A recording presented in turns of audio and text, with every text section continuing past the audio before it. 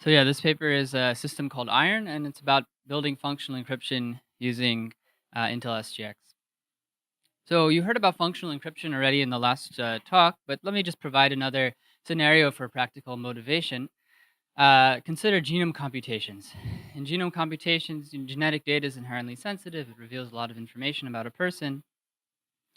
And currently, the way this operates is an institute like the NIH will go ask for volunteers to provide their genomic data. They'll compile it into some database that they anonymize by removing names, and then they publicly release it to companies or researchers to run genetic studies. The problem is just building anonymized databases really isn't enough. And people have shown it's not too hard to, give a little bit of side information to de-anonymize large data sets of this kind. And so given the sensitive nature of genetic data, this would be, if we had practical functional encryption, a great way to use functional encryption. How would functional encryption be useful in this scenario? Well, the NIH could act as this trusted authority that sets up the functional encryption keys. It would set up some public parameters, functional encryption public key, that then patients could then use to upload encrypted versions of their genetic data to the database. And this is really annoying.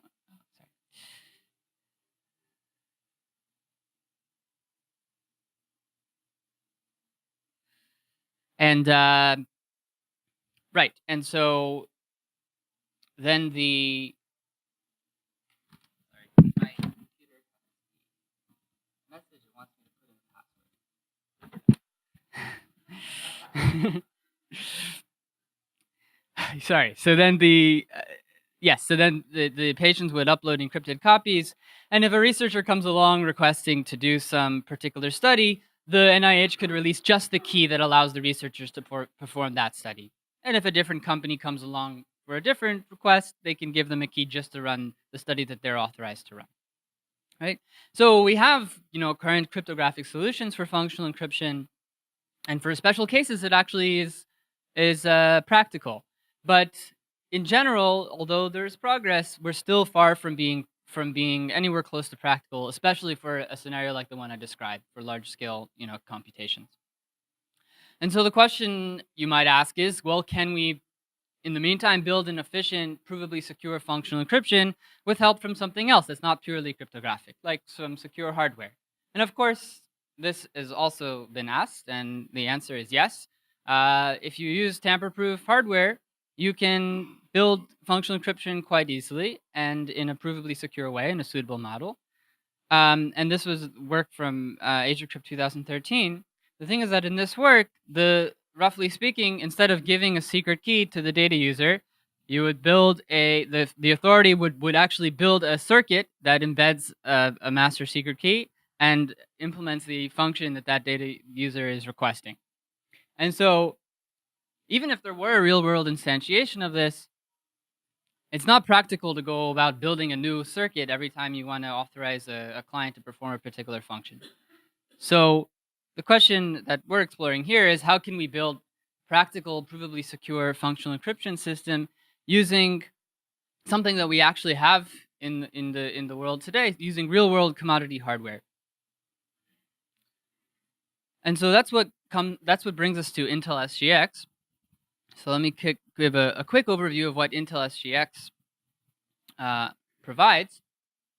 So these were instructions that were added to Intel's x86 architecture in the last several years that essentially give the CPU the added capability of isolating an area of memory called an enclave that can execute part of a program in isolation from the rest of the environment on the machine. Right? So even a compromised kernel, even privileged system code, won't be able to see into the enclave. And the second thing major thing that this provides is the capability of not only executing a program in isolation, but also remotely attesting to another remote party or some remote server that actually this program was executed inside this enclave on Intel architecture. So let me just go through again. What are the broad Intel SGX goals? So property 1 is isolated execution of a program inside an enclave. It should guarantee confidentiality of the program being executed and also integrity, that the results are correct. And 2, attestation, which is that the enclave should be able to produce some signature of the code and perhaps the inputs and outputs of the code that were run inside the enclave, and this signature should be could be verified by a remote party. So how does this attestation actually work in SGX? When an enclave is created to run a program, the program that's going to be run is measured. Essentially, it's just a hash of the code metadata and initial state of the program. There are 2 flavors of attestation. So one is called local attestation. This is where one enclave proves to another enclave on the same platform that it's running a particular program. And for this, it can just sign the measurement of the program using a hardware key that's embedded into the hardware, just a symmetric key. So it'll just MAC the measurement and send it to the other enclave. To prove to a remote system, an enclave first locally attests to a special enclave called the quoting enclave. And this quoting enclave, when the system is first set up, will be provisioned with a group secret key from an Intel server. Intel's running a group signature scheme, and it's acting as the group manager and gives this special quoting enclave a group secret key. And when the quoting enclave receives a local attestation, then it can check the local attestation, sign the program's measurement using its group secret key, and publish that to the world. So SGX has had many applications. Obviously, it's a powerful capability, and it can do things that otherwise would be hard to achieve practically just using pure cryptography. But of course, it has limitations. It doesn't perfectly, at least in its current version, achieve these stated goals. Right? There's been a number of papers published on various side channel attacks that can look at things like memory access patterns inside enclaves. And there's been mitigation strategies, and this is very much ongoing work and development. And of course, also Intel is trusted for manufacturing the hardware correctly and managing the attestation, setting up the group signature scheme. And finally, when you want to actually use SGX to build something, you have to deal with the systems level constraints that you have to play with when you're using SGX. So for example, one thing that we had to deal with in this project was that enclaves can't really just run arbitrary code, but non-dynamic code. The enclave has to load a code and commit to all the RWX properties of pages and the size of the program at the beginning so that the measurement can be formed. So it's not dynamically loading new code pages. And I'll talk about later where that comes up.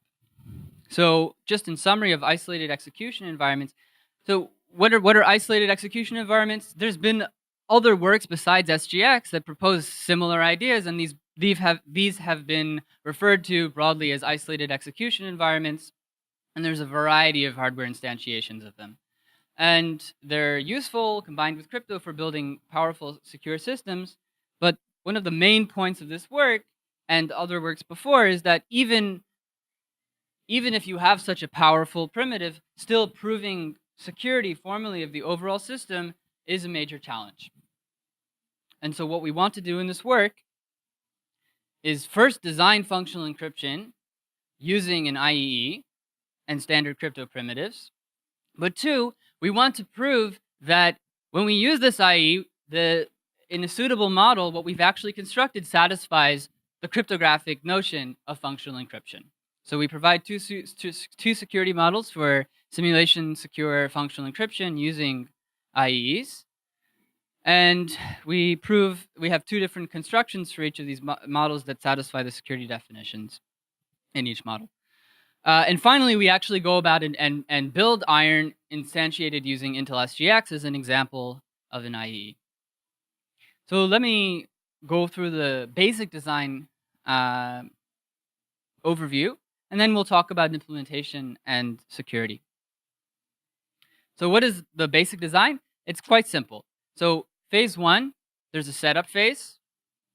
There's an authority, just like in functional encryption, right? There's an authority, and this authority will be using a public key encryption scheme and a signature scheme. The authority is going to run a key gen for the public key encryption, generating a public key and a secret key. And for the signature scheme, it will generate a verification key and a signing key. And it keeps the secret keys private, and it can release the public key and verification key to the public. When a data user comes along, the data user will either be running an SGX, have an SGX CPU on its own machine, or it can access a server that's running SGX or another IEE. And so the data user will start up a decryption enclave, or connect to one that's already running on another machine. And the decryption enclave will remote attest to the authority. Now, it's important that the authority knows not only the algorithm that the decryption enclave is running, but the actual enclave binary measurement, right? So this is something that's publicly known, so the authority knows that when it's getting a remote attestation from the decryption enclave, it knows what to expect. And so that if the authority gets a valid remote attestation that this actual decryption enclave is being run, then it can establish a secure channel with the decryption enclave and send it the secret key for the public key encryption scheme. And that key will just get stored inside the decryption enclave. It will be protected from the rest of the data user's environment. Phase 2, key authorization. The data user wants to request to run a function, so it sends a description of the function to the authority. And the authority will return a signature on the function back to the data user. And I will unpack the details of how we actually represent the function and the signature on the function. But for now, just think of it as a signature on the function description. And we'll call that the secret key for the function, SKF. When you want to encrypt a ciphertext, you use the public key for the public key encryption scheme to encrypt a message. And when the data user wants to decrypt a function of a message, it will send the ciphertext, the function description, and the signature on the function to the decryption enclave. The decryption enclave will verify the signature, use the embedded secret key now to decrypt, and compute the function, return the output to the user. So quite simple, but let's unpack some of the details when we're actually going to implement this in SGX. So first of all, how do we represent this function f? What's being sent to the authority? What's coming back? So in the setup we had so far, there was just a single decryption enclave, and the data user would send the function description to the decryption enclave, and then would have to compute on it. But as we said before, one of the constraints, at least in SGX1, this might change in SGX2, the enclaves can't dynamically load new code pages, right? So attempt 1 would be to have the decryption enclave actually implement a full-blown interpreter and interpret the function that's being sent and execute it as interpreted code. So the function description would be sent to the authority would sign the function description, the user would give the function description to the decryption enclave, and the decryption enclave would actually interpret it. But this has several drawbacks. First of all, in implementing a whole interpreter in the decryption enclave expands the TCB for the decryption enclave. And there also could be more overhead for complex functions because you're executing interpreted code versus native code. So our approach, attempt 2, is what we call enclave partitioning. And this uses SGX in the way it's actually intended to be used. So we leverage the fact that two enclaves on the same machine can locally attest to each other. And instead of having one decryption enclave that just interprets the function, we load the function in a separate function enclave. And that function enclave will be able to locally attest to the decryption enclave that it's running particular function. And what is the authority sign? So the authority is given the description, the source code, say, of the function enclave, and then it computes it generates an enclave binary right? It computes what the expected measurement of the function enclave should be in a local attestation, and it signs that.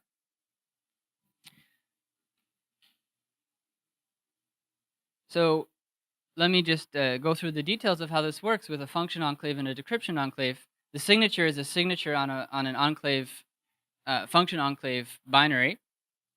The function enclave, when it's first started, will locally attest to the decryption enclave. The decryption enclave will check that the measurement it gets is actually corresponds to the signature that it receives as a secret key, right? And then it will, if everything checks through, it will deliver the secret key for the public key encryption scheme back to the function enclave. And the function enclave will use that to decrypt the ciphertext, compute the function, and output to the data user.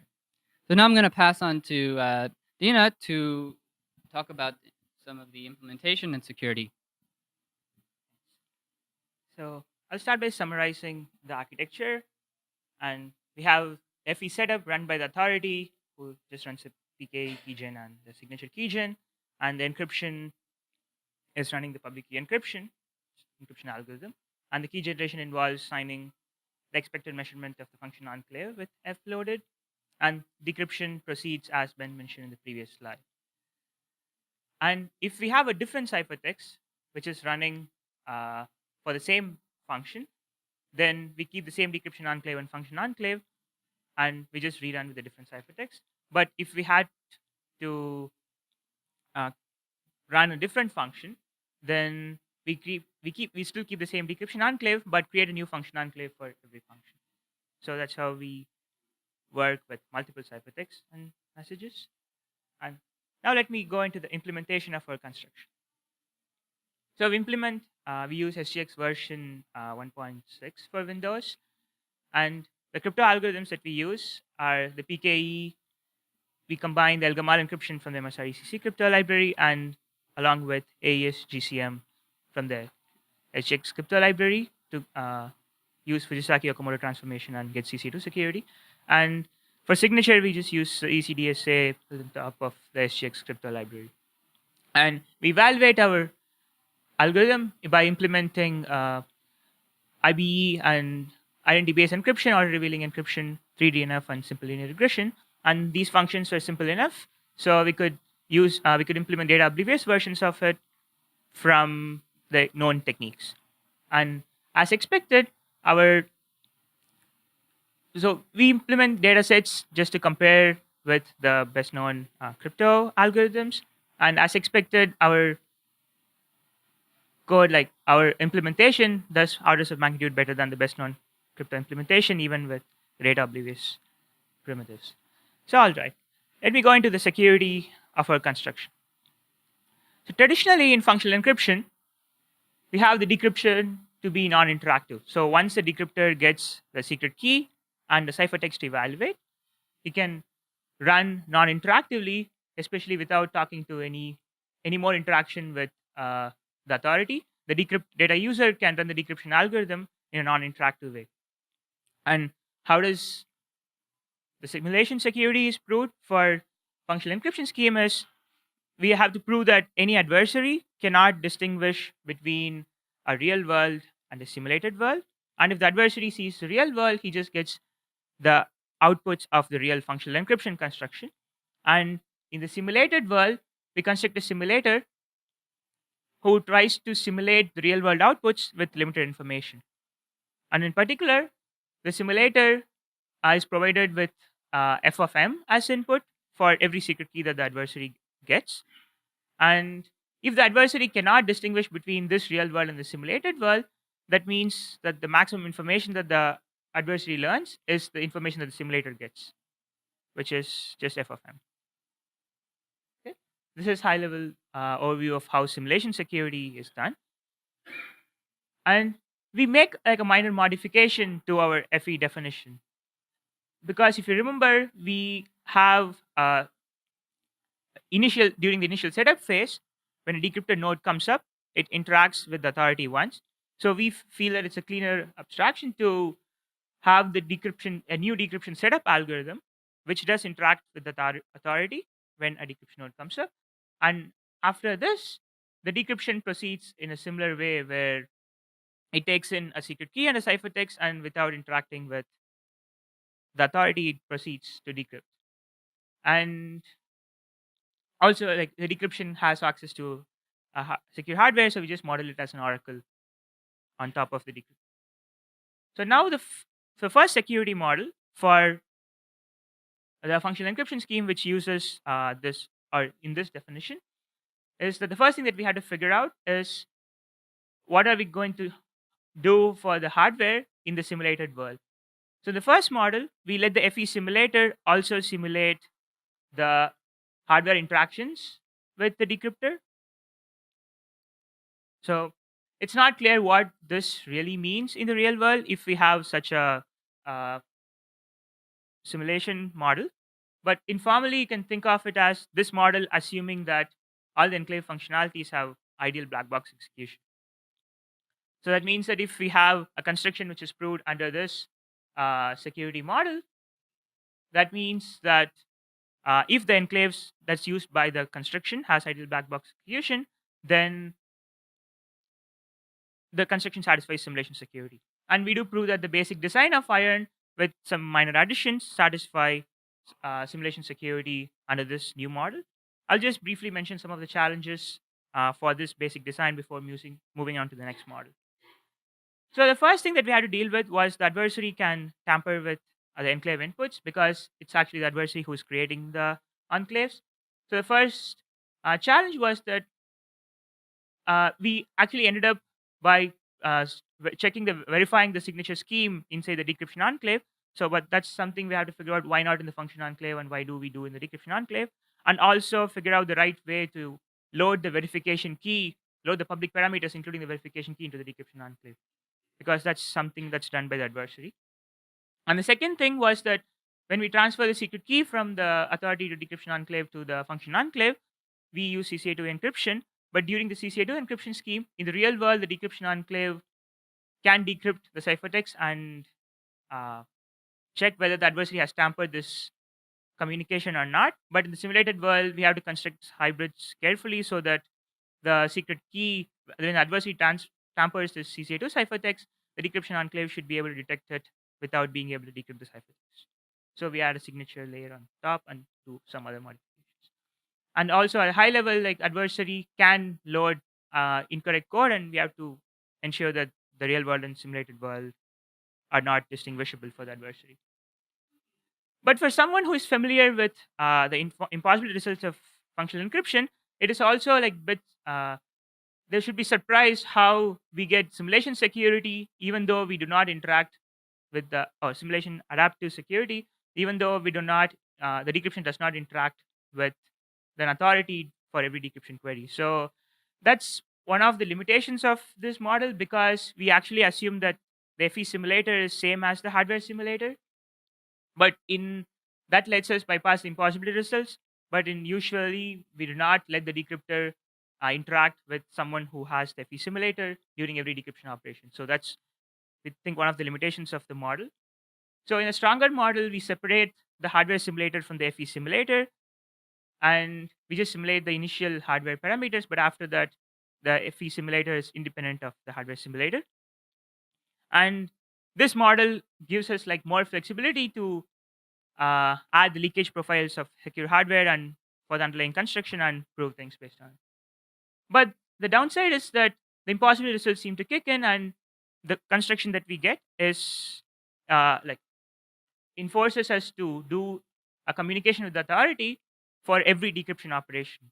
But our construction also, we can have minimal interaction with the authority where the interaction is independent of the size of the ciphertext, but still we need interaction with the authority for every decryption operation. So we have two models and two constructions. The first model is that it does not, it assumes that the enclaves have idle black box functionality, but there is no interaction during every decryption operation.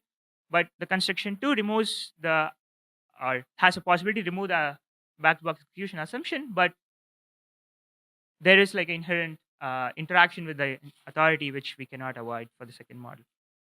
So to conclude, we provide constructions for functional encryption in the hardware-assisted models of computation for functional encryption, and we provide proof of security for each of the proposed models. And if we are okay with our implementation says that if you're okay with some additional trust assumptions, then we can get a provably secure practical instantiation for the overall system for many constructions which are when we're based on pure crypto assumptions is impractical.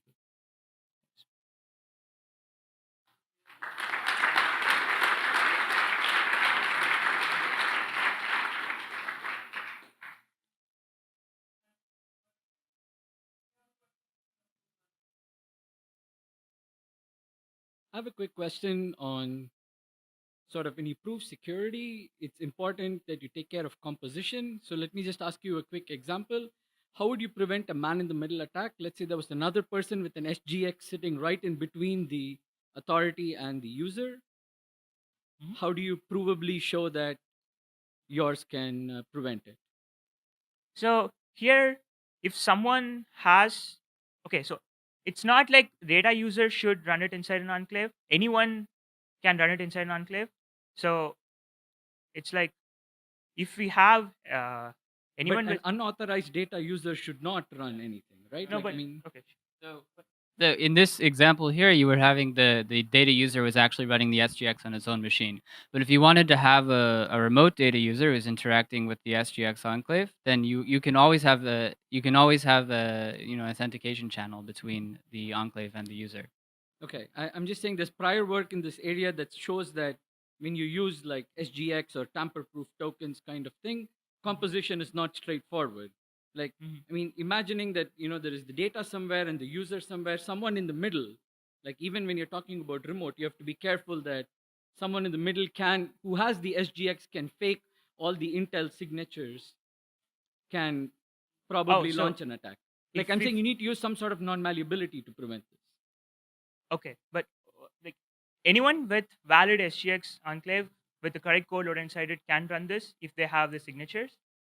It's not like they have to be the data user because that doesn't leak any information. So if Intel signatures cannot be uh, Okay, malicious, so okay, I guess it's a weaker model then. That's what I would understand. You're saying anyone with an SGX enclave can access the data. yes. Okay, thanks. Hi. Hi.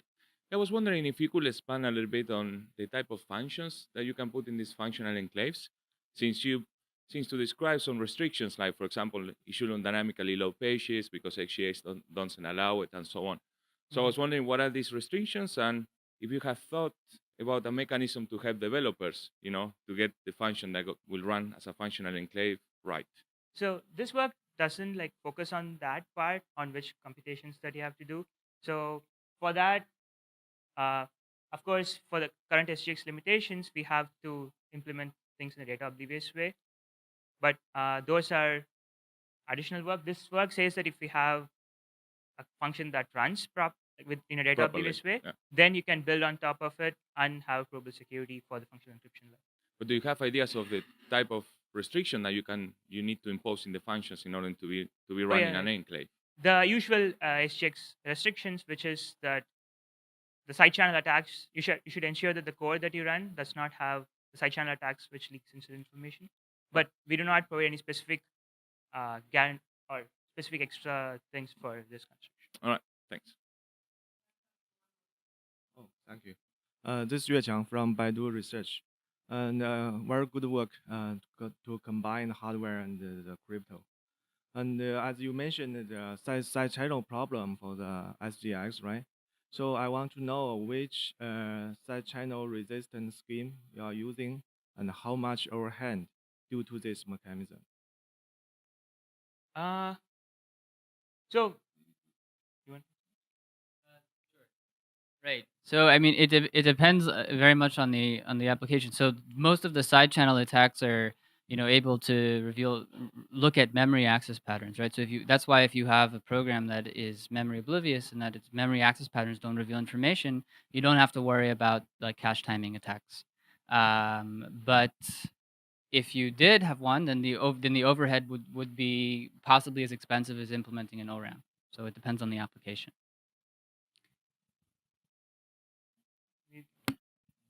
do you have a number roughly how many percentage?